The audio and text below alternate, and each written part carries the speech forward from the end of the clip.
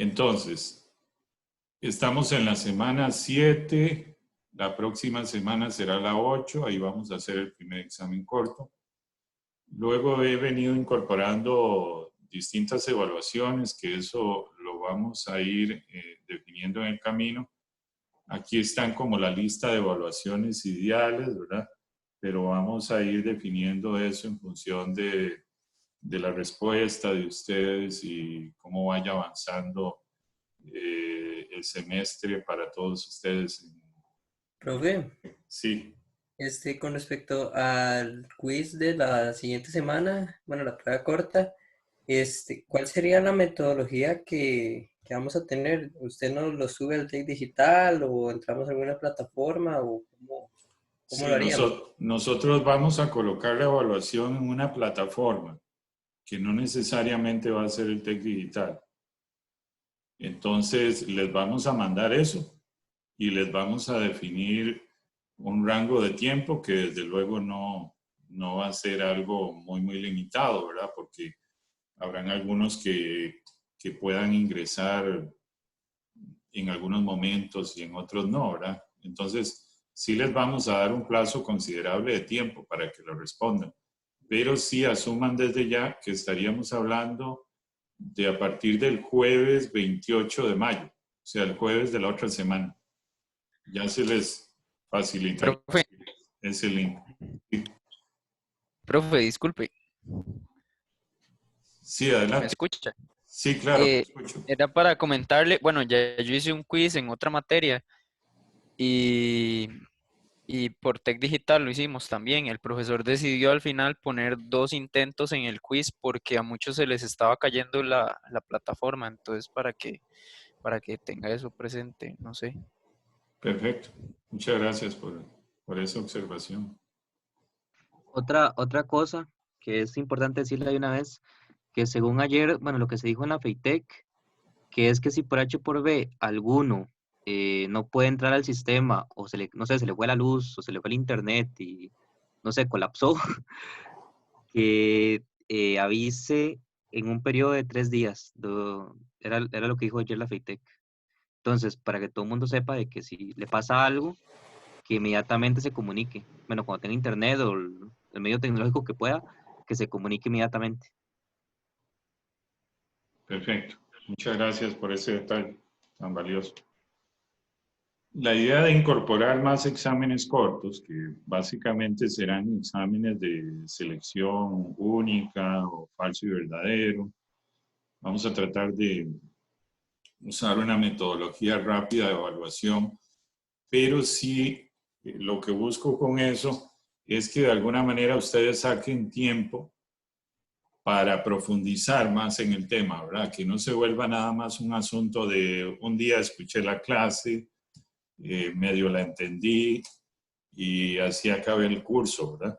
No, lo que quiero es que se tomen la molestia verdaderamente de profundizar, de repetir cuantas veces sea necesario el video o de leer el capítulo en el libro para que ustedes verdaderamente puedan profundizar más en el tema. Entonces, por eso es que ustedes verán que hay varios exámenes cortos. Es buscando ese propósito, ¿verdad? Incorporamos el tema de tareas y permítanme a ver si hay alguien más esperando. No. Y eso lo vamos a ir manejando a conveniencia. Les estaremos avisando con tiempo.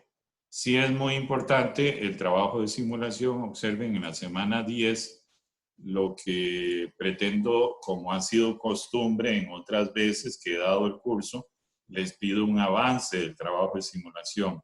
Lo que quiero con eso es que no lo dejen para el final.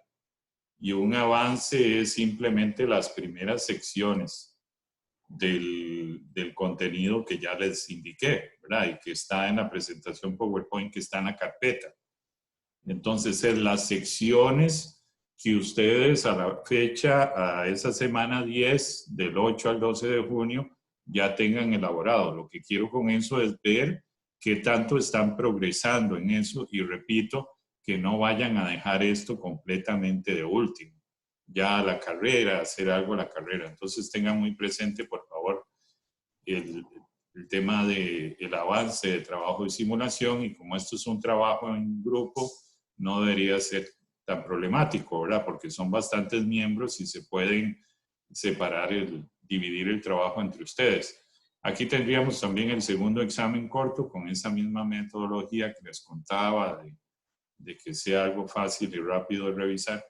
Y luego vamos a tratar de seguir un cierto ritmo de tareas, exámenes cortos. No se asusten, esto da un poco de pánico, pero principalmente lo que me interesan son los exámenes cortos para que ustedes se tomen la molestia de ver los videos más veces, no solamente el día que recibieron la clase.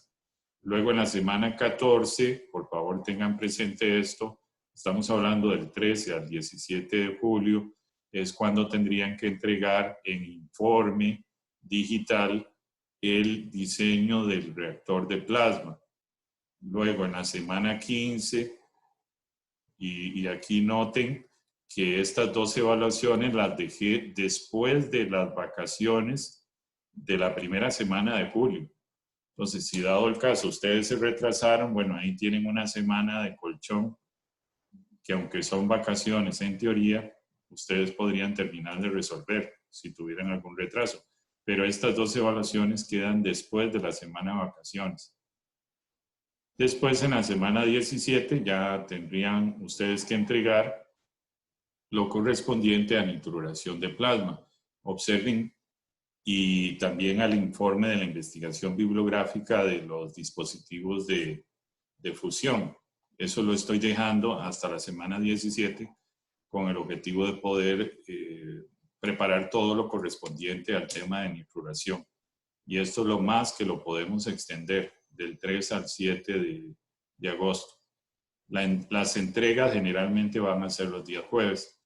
Luego pasaríamos a la semana 18, donde el 13 de agosto está contemplada la entrega de promedios, y por último la semana 19, donde corresponde ya la entrega de actas. Y con eso se acaba el semestre. ¿Alguna pregunta antes de que empecemos la clase? Aprovechen.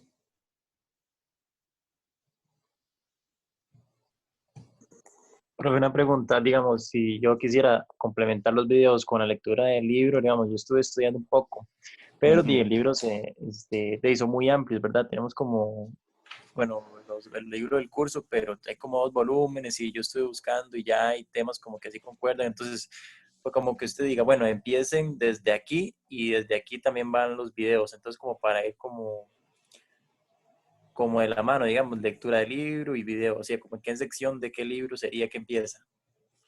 Claro, no, excelente pregunta. Ustedes están viendo aquí la carpeta de libros de consulta. ¿Están viendo esto? Sí. Si alguno... No. Ok. No, profe, seguimos con el cronograma. Sí, voy a compartir la pantalla. Es que hay veces que uno se le olvida. ¿Ahora? Ahora sí. Ahora sí. Muy bien. Entonces, en la carpeta del curso, ustedes tienen ahí los libros, las presentaciones. Está la unidad 2, que es un documentito pequeño, los videos también, y algunos documentos adicionales, entre ellos el nuevo programa del curso.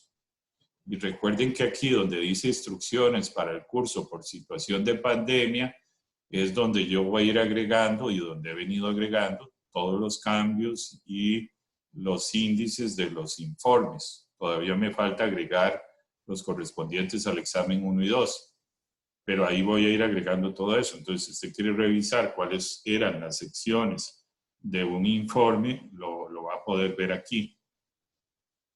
Respecto al planteamiento del primer examen parcial, aquí tiene información adicional. Entonces, si ustedes se van a la parte de libros, aquí encuentran el volumen 1. Lo que estamos viendo, todo es del volumen 1 en este momento. Entonces, para este examen corto, usted tiene que buscar únicamente el capítulo 5.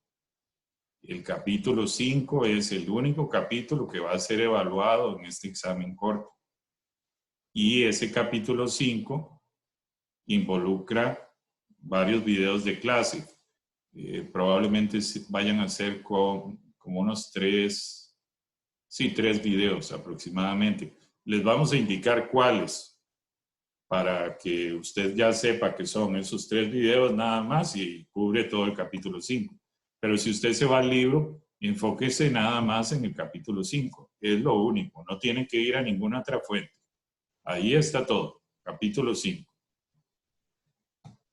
Ya en la siguiente clase vamos a empezar el capítulo 6, que eso ya se evaluará mucho más adelante en el examen corto 2. Listo. ¿Alguna otra pregunta? ¿Quedó claro esto, sí? Sí, profe, muchas gracias. Con mucho gusto. Bueno, si no tiene más preguntas, vamos a pasar directamente al tema. En su momento voy a hacer un receso para que no se vuelva esto muy cansado.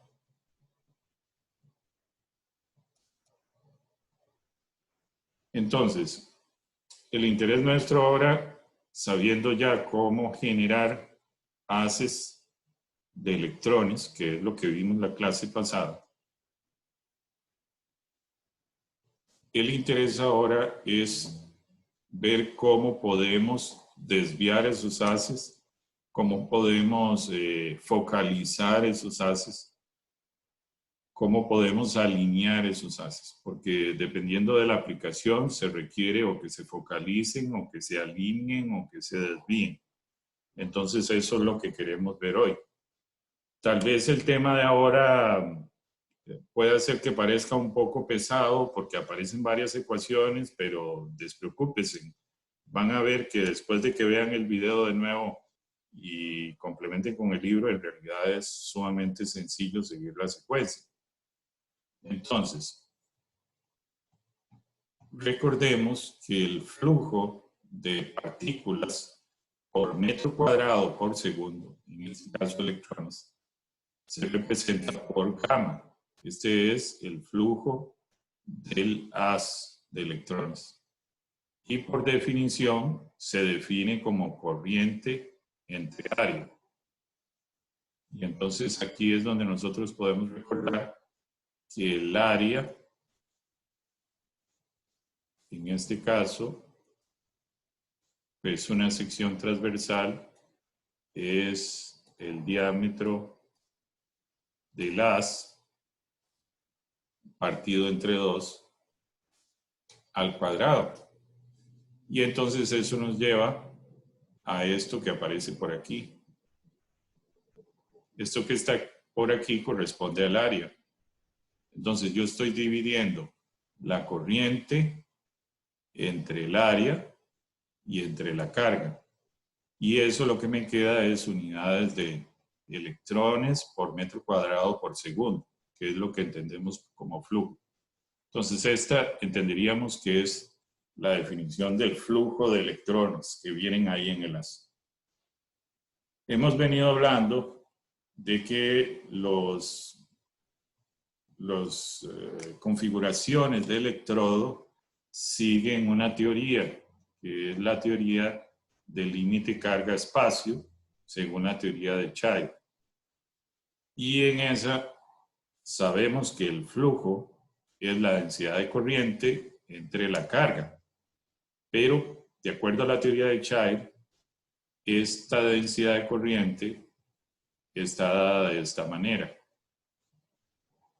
donde esta chi es una constante, depende de epsilon sub 0, depende de la carga y depende de la masa de la partícula.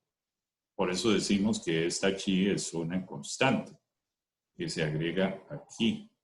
Pero vean que el flujo de electrones que viene de la fuente va a depender del voltaje entre los electrodos de aceleración o generación del haz, y va a depender de la separación de esos dos electrodos. D minúscula es la separación entre los dos electrodos y V sub 0 es el voltaje entre los dos electrodos.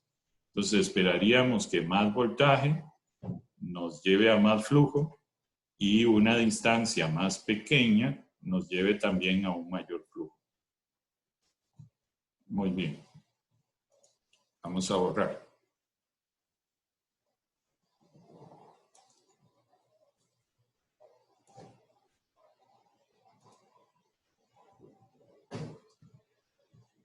Ahora, la densidad de corriente, de una forma general, yo la puedo definir como la corriente partido por el área. De nuevo, la corriente y el área. Observen que de nuevo esto que aparece aquí es el pi diámetro entre 2 al cuadrado. Sería el área. Por definición también, y recordarán de Física General 2, la densidad de corriente la definimos como el producto de la densidad por la velocidad de deriva. Entonces resulta que esta velocidad que aparece aquí la podemos obtener de la conservación de la energía, que esto no es más que cuando nosotros decimos que la energía cinética del haz va a depender de la energía potencial eléctrica en el haz. Porque al inicio los electrones lo que tienen es energía potencial eléctrica y luego esa energía potencial eléctrica se va convirtiendo en energía cinética. Entonces, si usted despeja a esta velocidad, obtiene esta formulita que ven aquí. Y con eso, entonces, usted podría sustituir esta velocidad que está acá. Si una vez que usted sustituye esa velocidad, despeja la densidad, aquí voy a usar otro color, despeja la densidad, entonces obtiene este resultado que se muestra aquí abajo.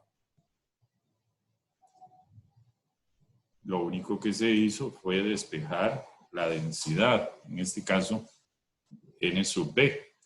Y entonces veo que la densidad de electrones en el haz va a depender de la masa de los electrones, va a depender del voltaje de aceleración entre los dos electrodos, va a depender de la corriente que está pasando, va a depender del ancho del haz y de algunas constantes más. Muy bien. Vamos a borrar.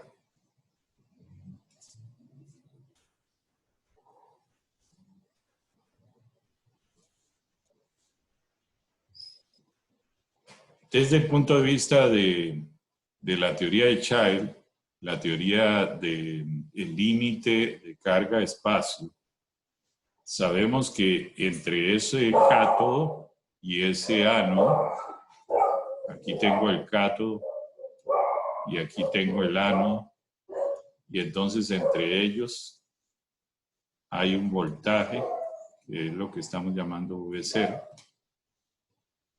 La densidad va a ir cayendo del cátodo hacia el ánodo, y aquí la tenemos representada. Observen cómo la densidad va cayendo conforme yo me acerco al ánodo. Desde luego, en el cátodo al inicio hay una gran acumulación de electrones, porque el cátodo es la fuente de los electrones. Es de donde se zafan los electrones. Entonces aquí hay muchos electrones y tras de eso ellos prácticamente empiezan con velocidad cero. Entonces están muy acumulados ahí, por eso es que la densidad es alta. Ya luego empiezan a adquirir velocidad hacia el ánodo, porque se sienten atraídos por el ánodo.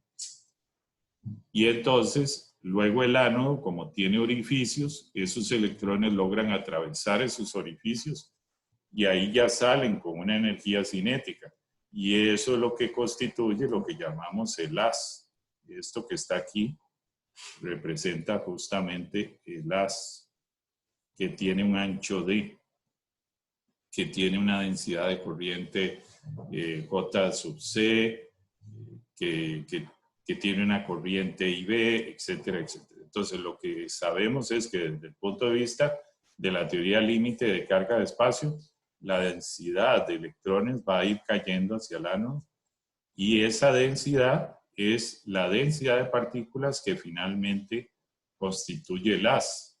Desde el punto de vista de esta teoría del límite carga-espacio, la densidad justo aquí, en este punto, desde el punto de vista de la teoría es esta.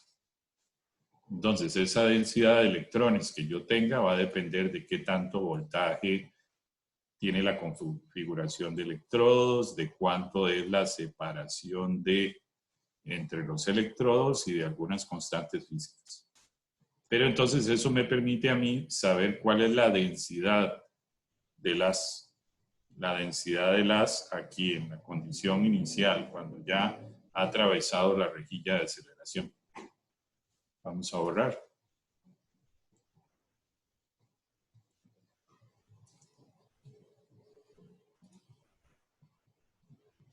Ahora, hemos venido hablando de la teoría de Child. Plantea la idea de que hay una corriente límite que se puede originar entre los electrodos. La pregunta es si existen formas de lograr corrientes o densidades de corrientes mayores a lo que predice la teoría de Child.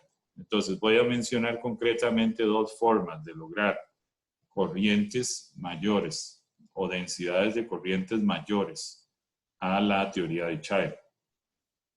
Observen que aquí yo estoy considerando que lo único que se mueve entre los dos electrodos son electrones.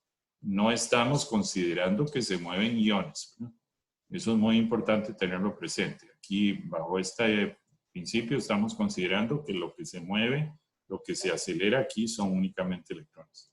Si nosotros quisiéramos lograr una corriente o una densidad de corriente mayor, lo que podríamos hacer, de momento no nos preocupemos mucho cómo, es utilizar lo que se llama el diodo bipolar. En el diodo bipolar, usted no solo acelera electrones, acelera también iones. Y resulta que si usted hace eso, usted podría incrementar por un efecto de apantallamiento electrostático aquí entre los iones y los electrones, podría incrementar la corriente de electrones que atraviesa los dos cátodos. Recordemos en nuestra imagen mental que el ánodo es un electrodo con agujeros, ¿verdad? Y que yo busco que esos electrones atraviesen ese electrodo. Pero entonces resulta que si uno logra una configuración de este tipo, donde no únicamente se aceleren electrones, sino se aceleren iones en dirección contraria, uno podría lograr densidades de corriente o corrientes de electrones mucho mayores a la que predice la teoría de Child. Entonces, esto es una forma de mejorar la densidad de corriente. De momento no profundicemos mucho en cómo logramos la emisión de iones. Ya eso lo vamos a ver en el siguiente capítulo, que es el capítulo 6. Pero quiero que sepan que si usted logra acelerar iones y electrones en direcciones contrarias, en una configuración de este tipo, lograría que su haz de electrones tenga una densidad de corriente mucho mayor a la que predice la teoría de Child. Eso es una forma, con lo que se llama el diodo bipolar. Ahora, recordemos que si una configuración de electrodo sigue la relación de Child, la densidad de corriente, de acuerdo a esta teoría, está dada por esta formulita. Ya esta formulita le dice a usted, en una configuración de electrodos que sigue la relación de Child, cuál es la densidad de corriente en amperios por metro cuadrado. Entonces, existe una segunda forma de lograr una densidad de corriente mejorada o una densidad de corriente mayor a la que predice esta teoría. Digamos antes que una forma es acelerar iones y electrones a la vez, pero también existe otra forma, que esa es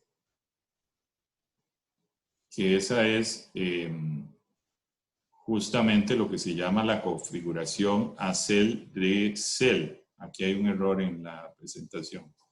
Me interesa mucho que entiendan esta figura. Tenemos aquí el cátodo. Aquí tenemos el cátodo, aquí. Y por aquí tenemos el ánodo. Y por aquí tenemos la separación entre los dos. Resulta que si yo pongo un electrón aquí en medio, él sale del cátodo y él va para el ánodo. Pero bueno, el ánodo está agujereado, entonces él va a lograr atravesar ese ánodo.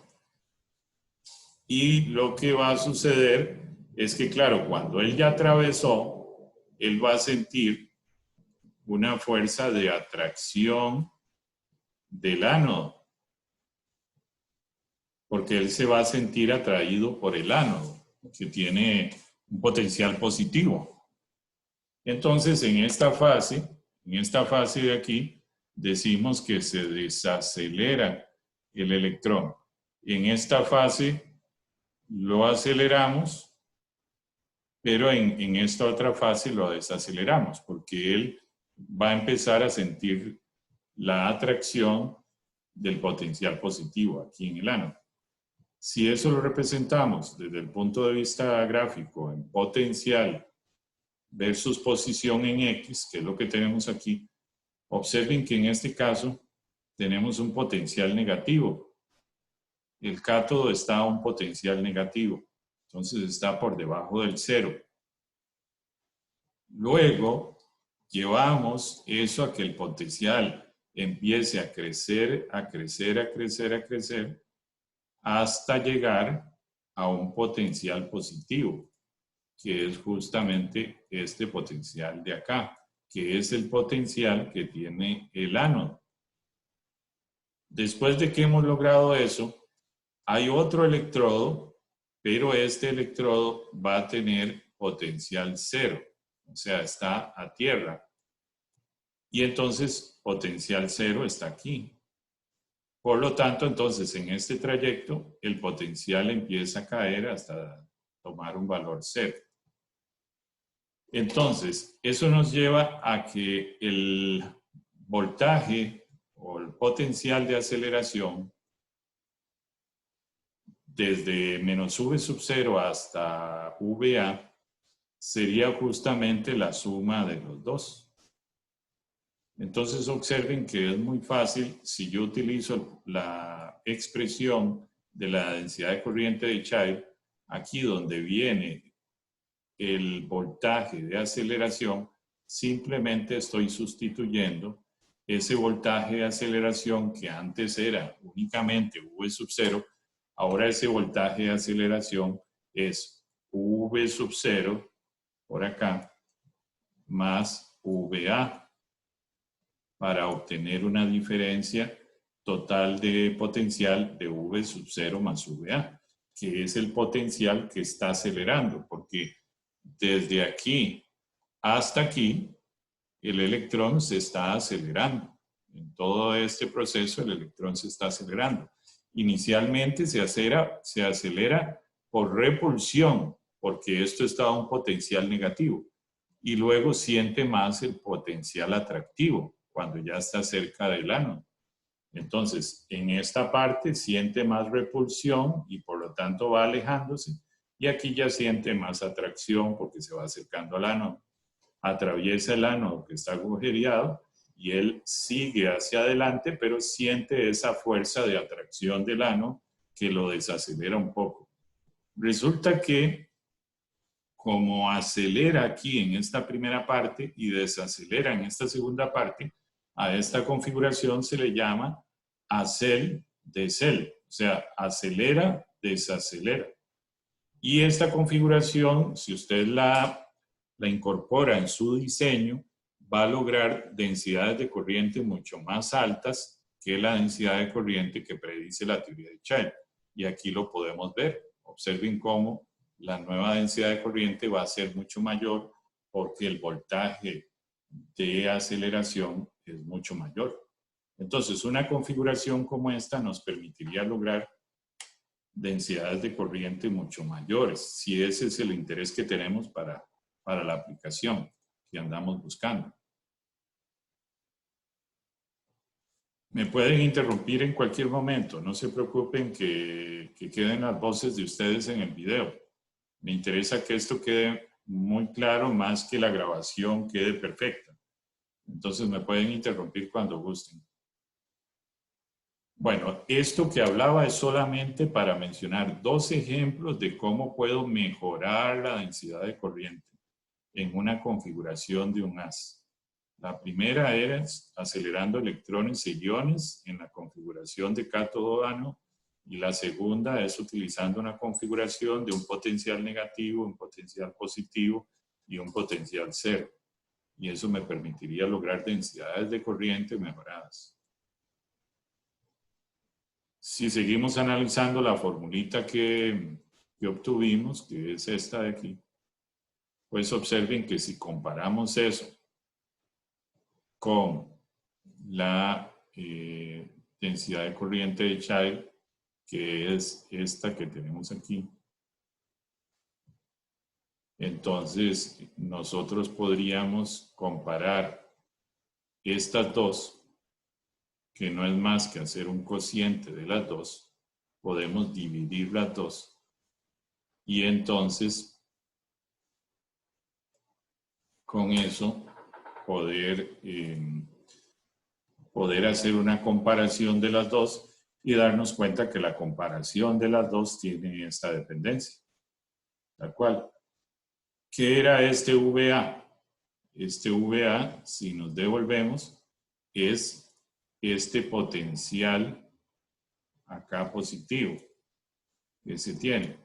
Entonces, piense por un momento que ese VA se hace 0, lo cual llevaría a que sea aquí, y entonces tendríamos que la configuración de electrodos iría desde menos V0 hasta 0.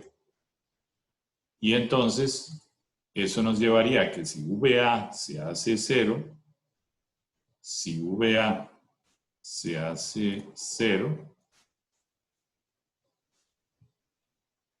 nos quedaría únicamente 1, lo que nos dice que la densidad de corriente de Child y la densidad de corriente para el haz ahora serían exactamente iguales. O sea, en el momento que yo hago el potencial del ánodo 0, estoy nada más diciendo que el potencial de aceleración va a ser V sub 0 o V0, tal cual. Yo podría inclusive hacerlo al revés también. Decir que quito este, decir que el cátodo está a 0 y que el ánodo está a VA. O dicho de otra forma, V0, para que sea consistente.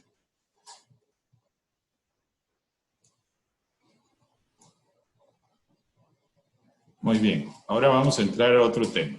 Eso es como para saber, lo que vimos antes, era para saber si podíamos lograr más densidades de corriente, porque puede ser que nos interesa lograr densidades de corriente mayores, ¿verdad? Entonces, ahora lo que vamos a ver es si yo quisiera desviar el haz. Entonces, la formulita que vamos a demostrar es esta que está aquí. Estoy dando el resultado de lo que vamos a encontrar. Esta distancia D es la distancia que se desvía el haz, que ustedes la ven aquí. Resulta que esta es la pantalla. Aquí viene el electrón, está expuesto a un campo eléctrico y ese campo eléctrico hace que se desvíe el electrón, se desvíe el haz. Y entonces se desvía a una distancia D. La distancia D es qué tanta distancia se desvía del eje central. Repito, aquí lo que tenemos es el cátodo y aquí tenemos el ánodo que está agujereado. Entonces, esta diferencia de potencial acelera el electrón porque el que tiene carga negativa se siente atraída por el ánodo.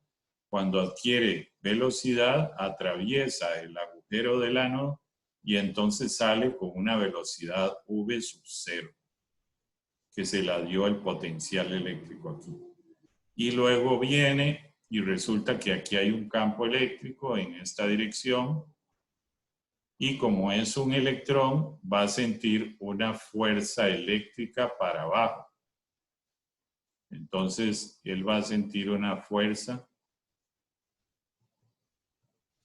para abajo. La fuerza eléctrica sobre el electrón es opuesta al campo eléctrico. Entonces, como él siente una fuerza hacia abajo, observen, él se va desviando hacia abajo. El responsable de que se desvíe hacia abajo es la fuerza eléctrica que origina el campo eléctrico. Claro, ya cuando salió de aquí, ya no siente la fuerza eléctrica. En todo este trayecto ya no siente la fuerza eléctrica como tal. Los electrodos tienen una longitud L pequeña. Esta longitud de L pequeña es el ancho del electrodo, ¿verdad? Que los dos electrodos son iguales. Luego tenemos la distancia L grande, que es esa distancia desde donde sale ya el electrón, donde ya no siente la fuerza eléctrica, hasta donde choca con la pantalla. Esa es la distancia L mayúscula.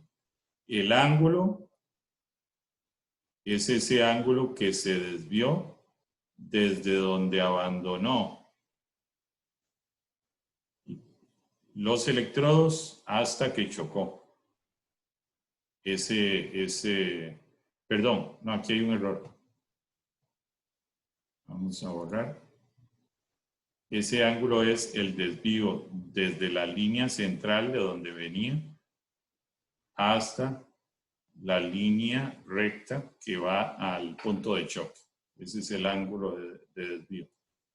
La distancia Y, esta distancia Y pequeñita que ven aquí, es cuando ya el electrón sale de la configuración de electrodos, entonces él está por debajo de la línea axial, está una distancia Y minúscula.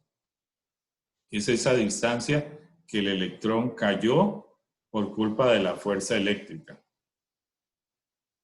Una distancia que se mide, pero cuando ya el electrón justo sale de los electrodos. Y eso es la distancia D. Repito, la distancia D es qué tanto se desvió de la línea axial al punto de choque.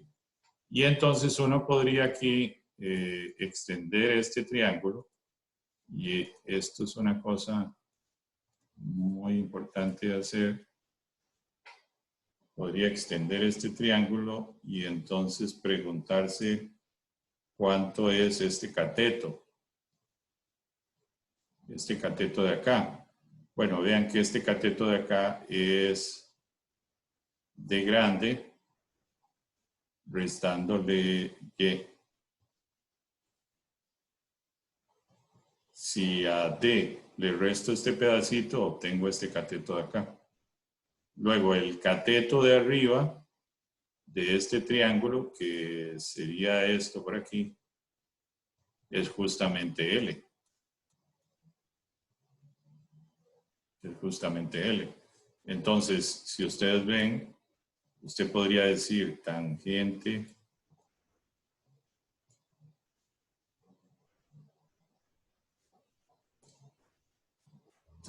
de cita es opuesto sobre adyacente. O sea, la tangente del ángulo es este cateto entre este cateto. Y usted podría decir que la tangente del ángulo es eso. Pero bueno, necesito que recuerden muy bien este dibujo porque lo vamos a utilizar para el análisis de ahora. Voy a repetir algunas cosas. VA positivo es el potencial de aceleración, es el potencial al que está el ánodo. Entonces el electrón se acelera con ese potencial. V sub 0 es la velocidad con la que sale el electrón después de haber atravesado el ánodo. Luego tenemos el ancho o distancia de separación entre los electrodos, que eso es D pequeña. Tenemos el ancho de los electrodos, que es L pequeña. Luego tenemos el potencial al que están los electrodos, porque claramente tienen que estar a un potencial para generar ese campo eléctrico. Es este más VD. Ese es el potencial al que tenemos los electrodos que desvían. Tenemos el campo eléctrico que apunta hacia arriba y como es un electrón, la fuerza que él siente es hacia abajo, por eso es que se desvía. Cuando llega aquí donde acaba el electrodo, ya él no siente más la fuerza eléctrica, pero sigue su trayectoria hasta que choca aquí en este punto. La distancia de la línea axial a este punto lo que llamamos D. Y la distancia desde donde sale de los electrodos hasta donde choca en la pantalla la llamamos L grande. Entonces, quiero con esto mostrarles el resultado que vamos a obtener. Lo que vamos a demostrar es que esta distancia de desvío, que se representa por D, es proporcional a una constante multiplicada por VD. ¿Qué era VD? VD es esto. VD es el potencial en los electrodos, en el electrodo de acá, el ánodo en este caso. Es ese potencial. Entonces, observen que esa distancia de desvío es proporcional al potencial que usted le ponga a los electrodos que desvían. Entonces, esto me lleva a una cosa.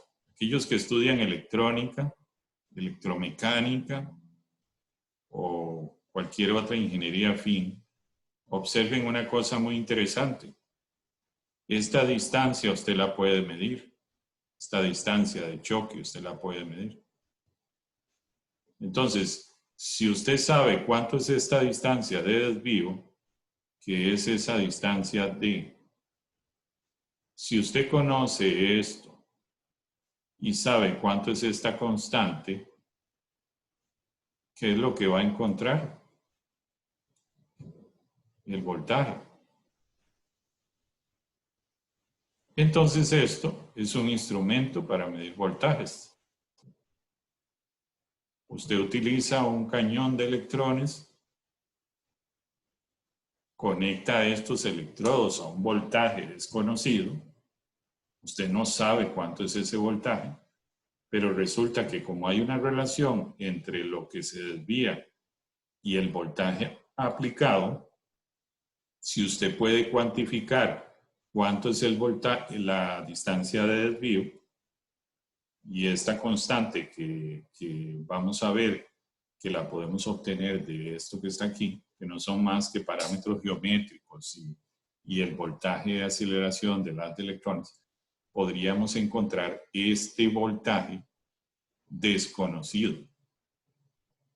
Y esto es lo que en su momento, ya hoy en día no tiene este principio, es lo que constituía el osciloscopio.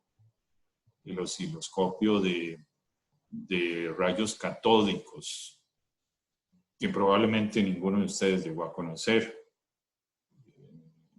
Supongo que ninguno de ustedes llegó a conocer los televisores de rayos catódicos que justamente utilizaban este principio.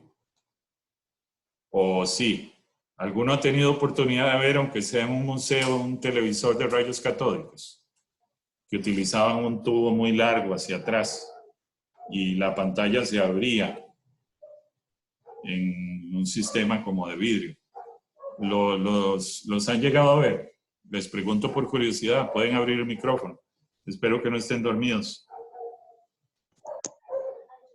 Sí, profe. Sí, sí lo han llegado a ver. Bueno, De hecho, con esos televisores pueden jugar con imanes y se distorsiona toda la imagen. De hecho, es malo hacerle eso a los televisores al vacío. sí. Pues justamente el principio que se usaba en esos televisores era esto que estamos viendo aquí, que es lo que se llama un tubo de rayos catódicos. Se llamaban rayos catódicos en su momento, a finales de los años 1800, a esos haces de unas partículas que todavía no se conocían bien qué eran, que hoy en día sabemos que son electrones, a eso lo que le llamaban rayos catódicos, porque en ese momento para ellos eso eran rayos, no eran partículas. Ya hoy en día sabemos que son haces de electrones, eso que antes llamaban rayos. Pero sí, los rayos catódicos era lo que se usaba en los teles. Si adicional usted le agrega no solo estos dos electrodos que usted tiene aquí, sino le agrega otros dos electrodos en las tapas laterales, ¿verdad? Aquí tenemos un electrodo arriba y un electrodo abajo. Pero si usted le agrega otro electrodo en el lado y otro electrodo al otro lado, lo interesante es que puede desviar el haz no solo de arriba hacia abajo, sino ahora lo puede desviar de un lado a otro. Entonces, usted lo puede desviar de arriba hacia abajo y también lo puede desviar de un lado a otro. Entonces, el desvío de arriba hacia abajo le da información a usted sobre el voltaje desconocido y la desviación de un lado a otro le da información sobre la variación en tiempo de ese voltaje. Entonces, usted lo que termina teniendo es una pantalla que le está mostrando una amplitud que corresponde a un voltaje desconocido, que desde luego el instrumento está calibrado y entonces usted ya puede saber cuánto es el voltaje, pero viendo ese voltaje cómo cambia con el tiempo. Y eso es lo que antes constituía un osciloscopio. Así era como funcionaba un osciloscopio de rayos catódicos. Ya hoy en día los osciloscopios ya son mucho más modernos que eso. Pero sí me interesaba que tuvieran presente esto. Bueno, muy bien. Vamos a hacer la pausa aquí. Voy a darle parar a la grabación.